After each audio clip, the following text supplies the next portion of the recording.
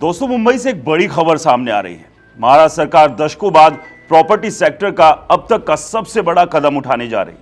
हाल ही में महाराष्ट्र के उप मुख्यमंत्री एकनाथ शिंदे ने विधानसभा में ऐलान किया कि राज्य सरकार शहर को पगड़ी फ्री बनाने की दिशा में बड़ा कदम उठाने जा रही है। दरअसल सरकार पुरानी पगड़ी वाली इमारतों के पुनर्विकास के लिए नए नियम बनाने जा रही है और ये नए नियम बड़े पैमाने पर रीडेवलपमेंट को मुमकिन बनाएंगे। दोस्तों, उन्होंने कहा कि नए नियम किराएदारों और मकान मालिकों दोनों के हकों की रक्षा करेंगे, क्योंकि किराएदार सुरक्षा चाहते हैं जबकि मकान मालिक उचित मुआवजा और अपनी संपत्ति की वापसी चाहते हैं। दोस्तों, ये फैसला एक ऐसे समय पर लिया गया जब मुंबई में किराएदारों और मकान मालिकों के बीच करीब 28,000 कानूनी झगड़े कोर्ट्स में अटके हुए हैं। इतना ही नहीं, इसी के चलते सालों से शहर में पुरानी बिल्डिंग्स का रीडेवलपमेंट रुका हुआ है। साउथ और सेंट्रल मुंबई में पिछले कई दशकों से ज़्यादा घरों में हिसाब पगड़ी सिस्टम से चलता आ रहा है, लेकिन इसी वजह से मकान मालिकों के पास मरम्मत का पैसा नहीं आता। इसका नतीजा ये हुआ कि हज़ारों इमारतें जो 60 से 70 साल पुरानी हो चुकी है, टाइमली मेंटेनेंस ना होने से गिरने लगी है और इनमें रहना बेहद खतरनाक हो गया है। रीडेवलपमेंट के मामले सालों से कोर्ट कचहरी में अटके रहते हैं, इसलिए लोग इन बिल्डिंग्स में रहने को मजबूर हैं। पगड़ी सिस्टम मुंबई में आज़ादी से पहले का एक पुराना किराएदारी का तरीका है जो काफ़ी आम हो गया था।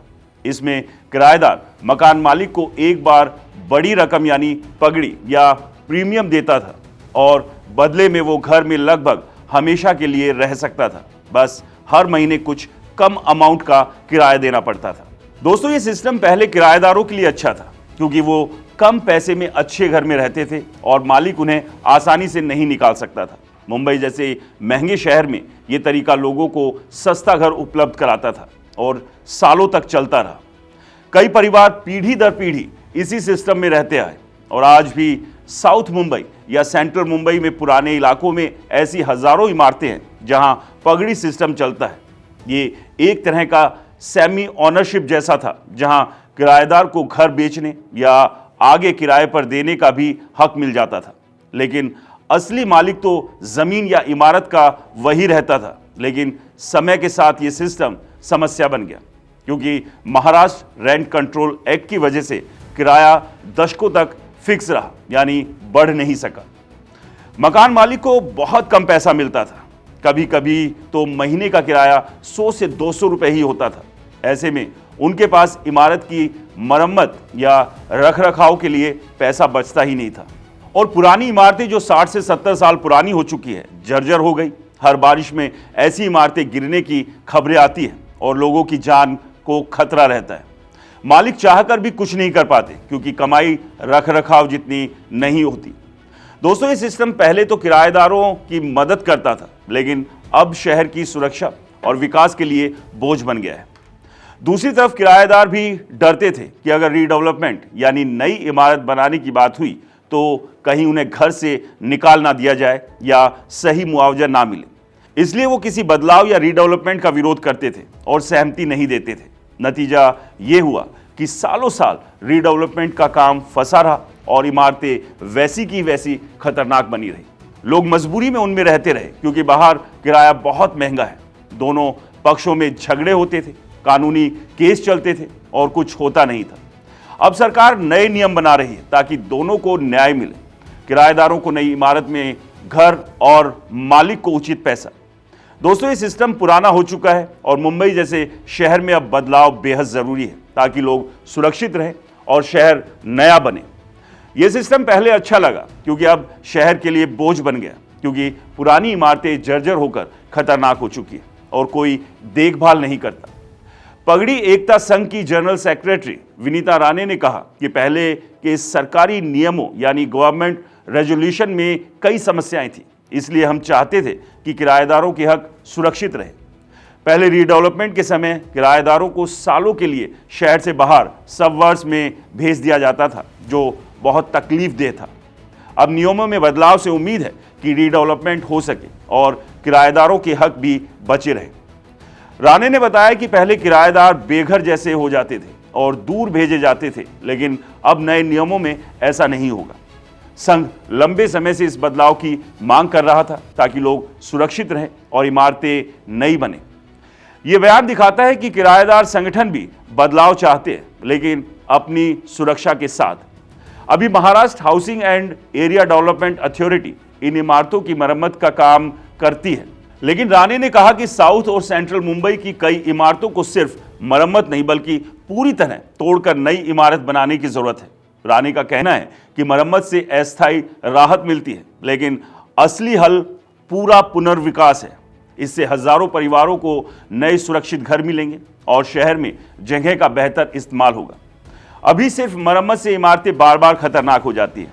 नए नियमों से उम्मीद है कि पूरा रीडेवलपमेंट हो सकेगा और लोग खुशी से नए फ्लैट में शिफ्ट हो सकेंगे। सरकार का प्रस्ताव है, सरकार अब पगड़ी वाली पुरानी इमारतों के रीडेवलपमेंट के लिए संतुलित नियम बना रही है ताकि काम हो सके और सबके हक सुरक्षित रहे। पहली बात, किराएदारों की उन्हें नई इमारतों में वैसा ही बड़ा फ्लैट मिलेगा जितने में वो अभी रह रहे हैं, यानी साइज में कोई कटौती नहीं होगी। दूसरी तरफ मकान मालिक को उनके मालिकाना हक के हिसाब से साफ साफ विकास के अधिकार मिलेंगे ताकि उन्हें उचित मुआवजा मिले और वो भी फायदा उठा सके। तीसरा, गरीब परिवारों के लिए सरकार अतिरिक्त मदद देगी ताकि उनका नया घर बिल्कुल मुफ्त में बन जाए और उन्हें कोई बोझ ना पड़े।